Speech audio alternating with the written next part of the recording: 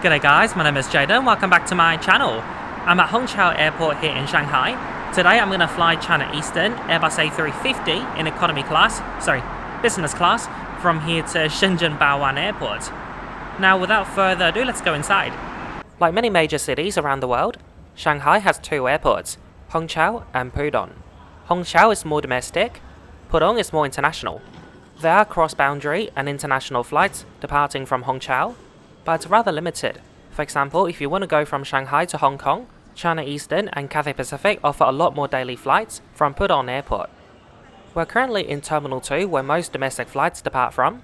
Earlier today, I flew China Eastern from Tokyo Haneda to Shanghai Pudong Airport, and then I had to catch a train from Pudong to Hongqiao. Fortunately for those transferring between the two airports with China Eastern, they'll look after your baggage for you. I've uploaded a YouTube short video and TikTok video explaining how this works. So back in Pudong Airport, I've collected my boarding pass and also dropped my bags. So when I arrived at Terminal 2 Hongqiao Airport, I could head straight through security. For those flying in business or first, you could use the China Eastern Lounge, which is located before security. And when it's time to board your aeroplane, you can clear through security within the lounge. For a domestic lounge, this is rather big and pleasant to look at. There's an outdoor terrace, we're gonna go out soon. Overall, the first impression is great. I much prefer this domestic lounge over the international lounge they got at Pudong Airport, specifically lounge number 36 in Pudong. We're now gonna check out the outdoor terrace. It's fantastic, you get lots of sunlight, fresh air, and also the great tarmac view over the apron and runway. This outdoor terrace reminds me of the one in Zurich Airport, Switzerland. I wish more airports have this. We could have flown Japan Airlines from Haneda to Hongqiao. Japan Airlines and China Eastern have codeshare arrangements, so it really could have worked.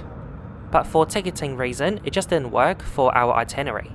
Interestingly, for those who care, under this particular PNR booking, there were 3 flights involved. The first one was from Shanghai Pudong to Nagasaki, and then the second flight would be Haneda to Pudong, and then the third one and last, Hongqiao to Shenzhen. It was all under one booking, so the same PNR, but only the first 2 flights had the same ticket number. This domestic flight had a separate ticket number. Anyway, let's move on to something more interesting. Food. Food is really good here. As expected, this lounge has a noodle bar. I just ordered a wonton noodle and I added lots of condiments. It was absolutely delicious. From the buffet, it was mainly Chinese food, and it was good Chinese food. I got several chicken thighs, they were so tasty and juicy.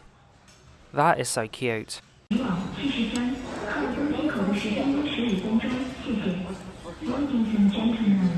This video was filmed back in April, so it was quite cold still in China and Japan. As a result, I wasn't sweaty, so I didn't feel the need to take a shower. I checked out the bathroom anyway.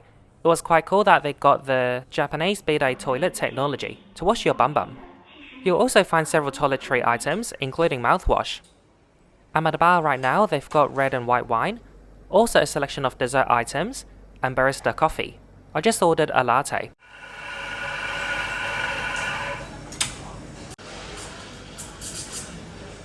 I also got a cheesecake and Oreo cake to go with my latte.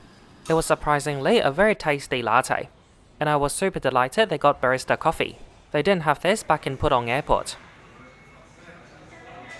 We got a really long transit today because delays are common in China and we're transferring between 2 airports. We don't want to risk it. On the brighter side, it means that we could consume so much food in the lounge. I just got some egg tarts, it was questionable. Dim sum was alright. China Eastern noodles are still the best.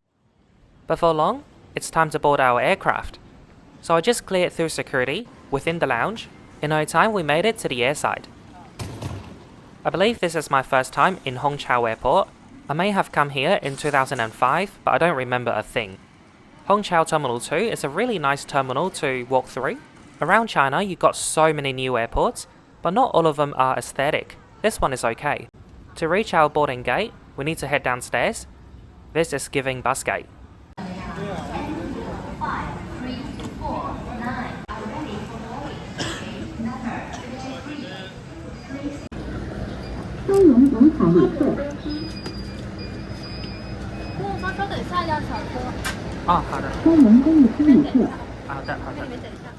So the lady was telling me to stand aside to wait for the priority bus.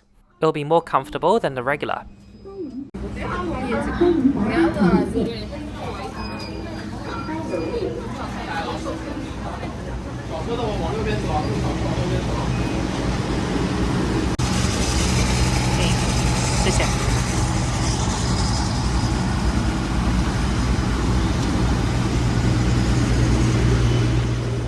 This shuttle bus is indeed quite premium. You can leave your carry-on suitcase at the front. By the way, I mentioned earlier in this itinerary, I got 3 China Eastern flights. You can go check out the trip reports for the other 2 in my channel. So there was A320 business class from Shanghai to Fukuoka and Boeing 777 business class from Tokyo Haneda to Shanghai Pudong. The 777 business I flew earlier today was a reverse herringbone configuration. On the A350, it's a totally different configuration, so it'll be interesting to test and compare. Here's our aircraft today that'll fly us down to Shenzhen. A 5-year-old China Eastern Airbus A350-900 registration, Bravo 30 Charlie Whiskey. There's 1 row of first class in front of business. They're in the same cabin. Passengers in business and first would board through the front. Premium economy and economy would board through the back. Welcome on board China Eastern A350 Business and First. Every seat here is its own suite. On today's flight, I'll be at 12A, the last row. For those who want your seat closer to the window, pick even number row. Otherwise, pick odd number, like this one. I like watching out the window, so I'm gonna pick even number. Let's go in and I'll quickly go through the seat features. Right next to your seat, you got open storage and a reading light.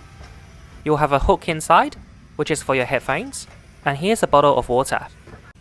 Down here you'll find USB port, universal power socket, headphone jack, and a payment machine, not sure what that's for.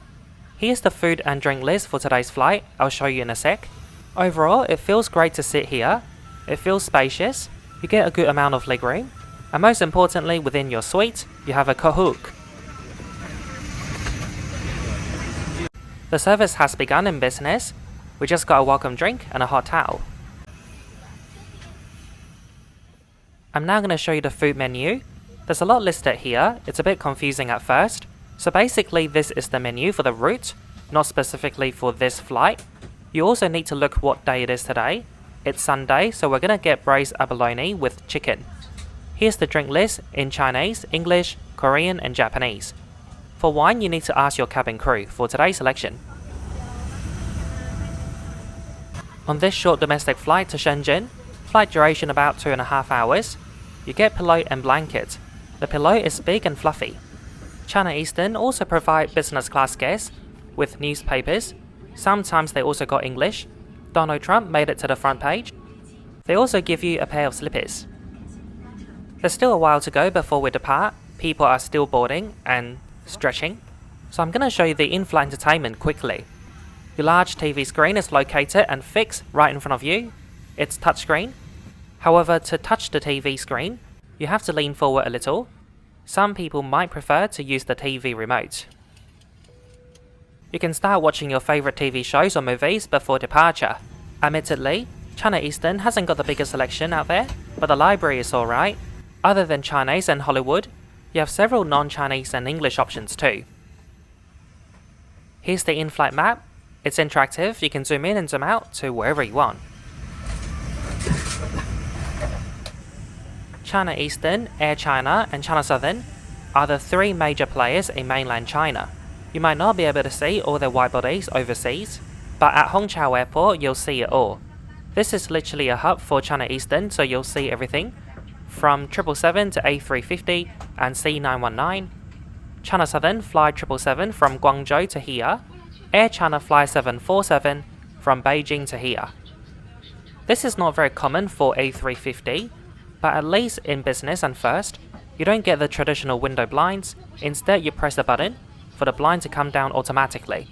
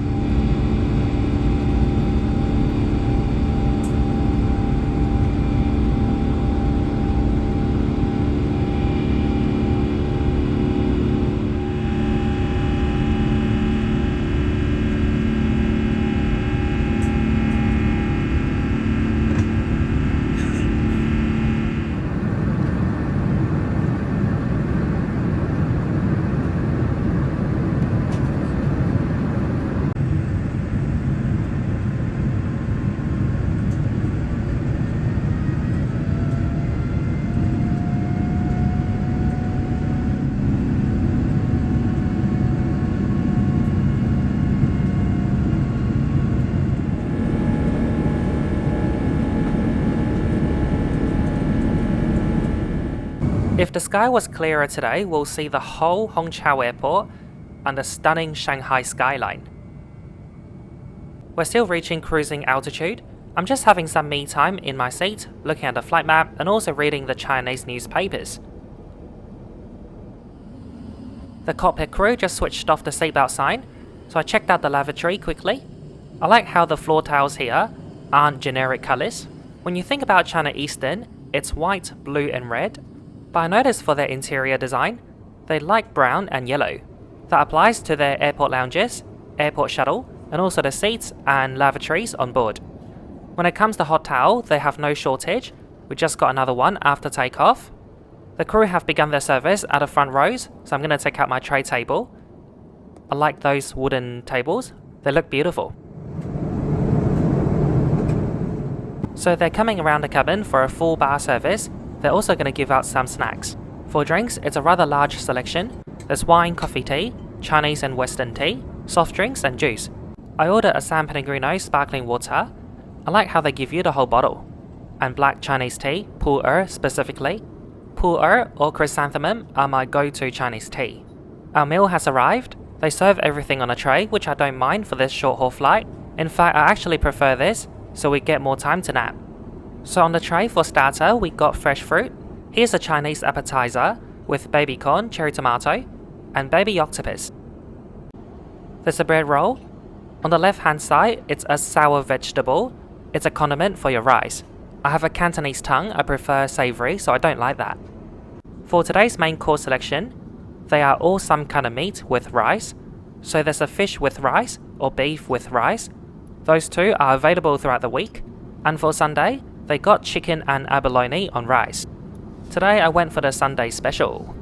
I'm struggling to hold the abalone with my chopstick. The texture is really smooth and slippery. The chicken was absolutely delicious. It was tender, juicy, and it goes really well with the white rice. It was a rather healthy dish. So that was it for the meal service. There was no dessert. We haven't got a lot of time to go, so I'm gonna set up my bed and go to sleep. Like many business class suites across all different airlines, the door reaches my chest only, so it's not difficult to peek over. Look at this cabin crew for example. To me, it gives you privacy, but it's a false sense of privacy. I don't hate it, but I don't love it. It absolutely doesn't bother me if airlines don't have a door in business class. So if you're asking me if I prefer this or the reverse herringbone on their 777, I'm actually going to say the 777, which is an older product. So hear me out. For the reverse herringbone setup, you get more legroom, and it's unrestricted, unlike the one we got here. Also generally, reverse herringbone setup has longer beds.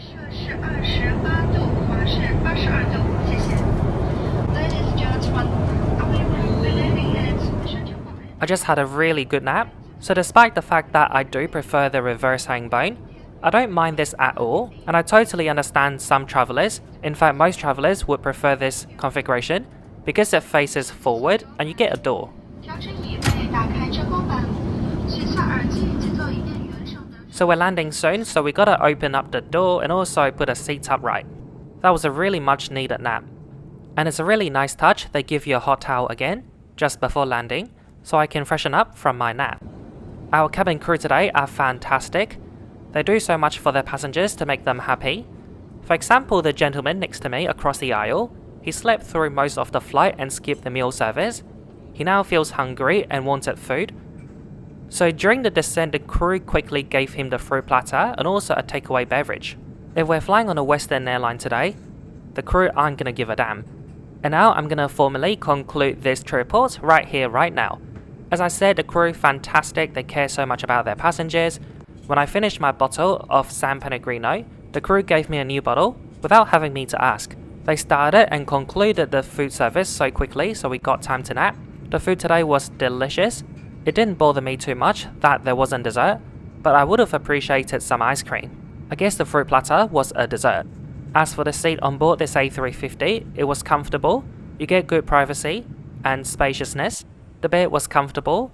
There was no massive gap on your left or right.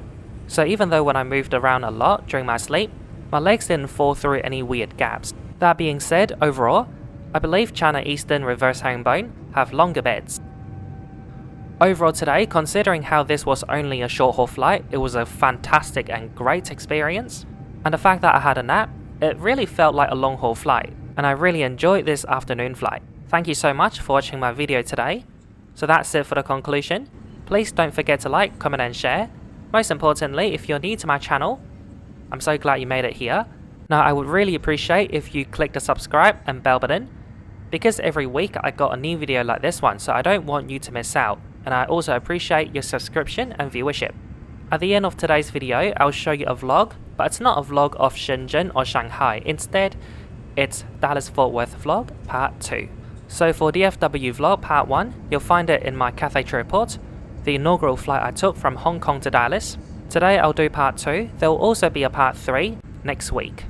Enjoy the approach and landing into Bao Wan Airport, and I'll see you later in the vlog. See ya!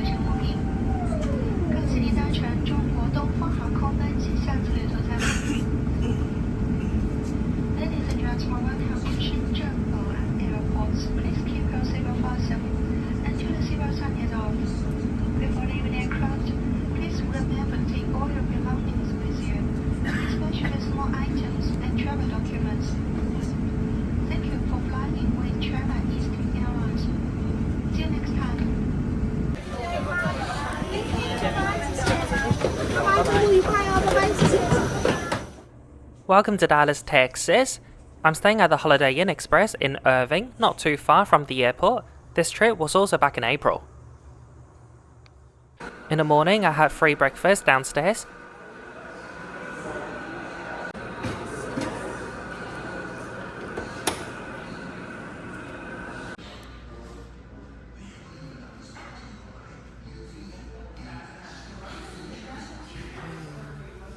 After brekkie, I checked out the fitness center. I literally just checked out, didn't do anything. I need to digest my breakfast first. So I went back to my room, chilled for a while. I went back to the gym.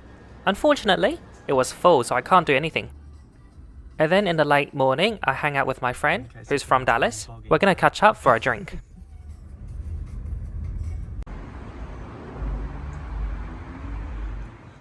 I got some kinda saffron chai. It was alright. I prefer chai latte.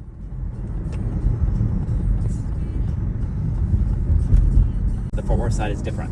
Yeah. Because when I was looking on...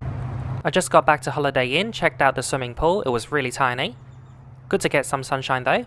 My friend who flew with me from Hong Kong, he just came back to the hotel from shopping.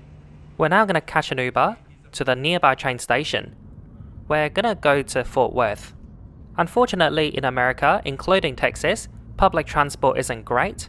For example, there's a train station like 100 meters away, but you literally can't walk. So you can download the app called Go Pass. It works like Google Map. You put your origin and destination. If the system recognizes that the walk to your train station is ridiculous, they'll arrange you an Uber for free. The only thing is, you need to purchase your train ticket on the app, but it doesn't cost anything extra. To get to Fort Worth, we first need to catch this train to DFW Airport, and then transfer to a Fort Worth train. Yesterday I took an Uber from the airport to the hotel. If I knew about this Go Pass app yesterday, I would have taken this train to the train station and then get the free Uber to Holiday Inn. From memory, a day pass for the Dallas region, it's $6 including the Uber rides. For Dallas and Fort Worth, it's $12. Because we're taking so many Ubers and trains today, $12 is so worth it. It's a 5-minute walk to the Fort Worth Railway. This is track 1, man. Wow, I didn't expect a train like this. It's giving Europe.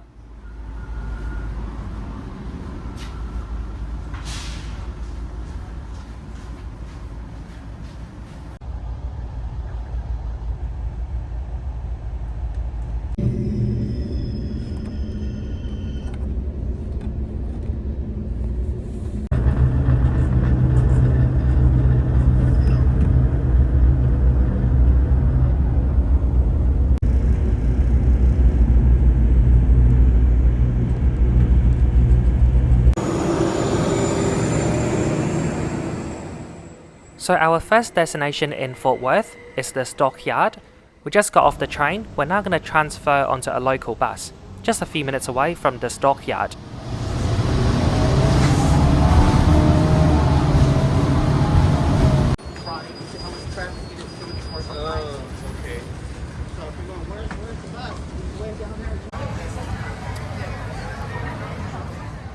We just made it. Unfortunately, we literally just missed the show by a few minutes. I don't even know how to describe this place. It's so Texas.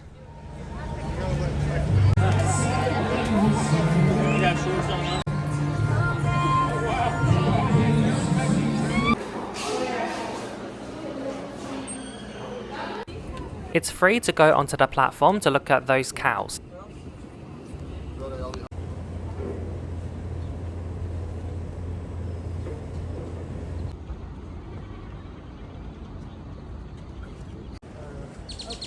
We can get you back there. It's just as easy as falling over the train as it is to fall over the floor.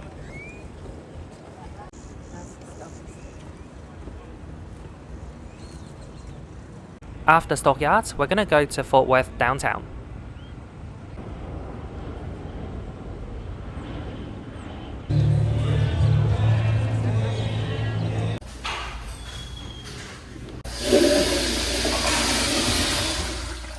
I can never get used to the big gap here.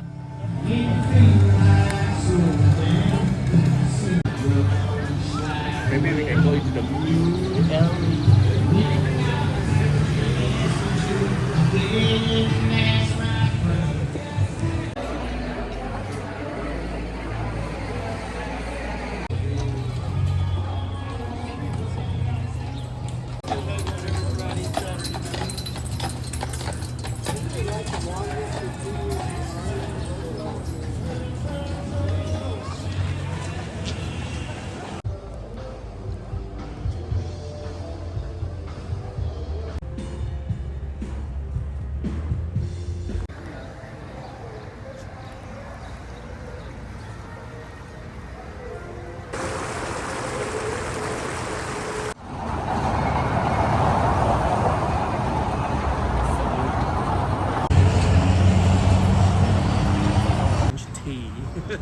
For lunch.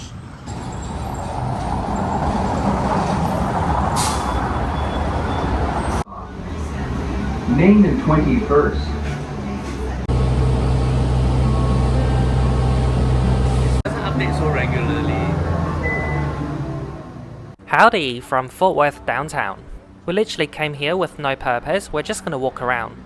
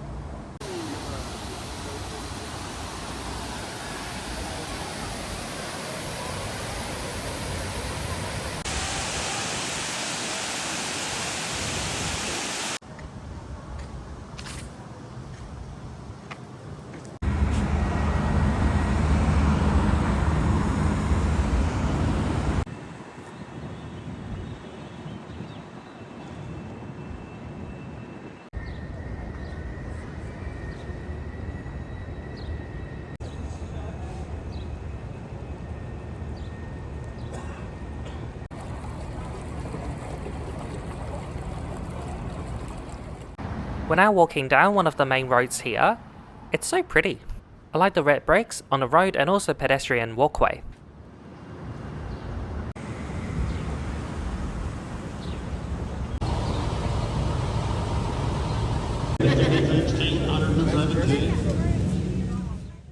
Some school, I assume private school, is hosting a party in the middle of downtown. I wish I got an invite, looks so cool. We're now gonna take the bus to somewhere not far away from downtown for dinner. So that's it for the Dallas-Fort Worth vlog part 2.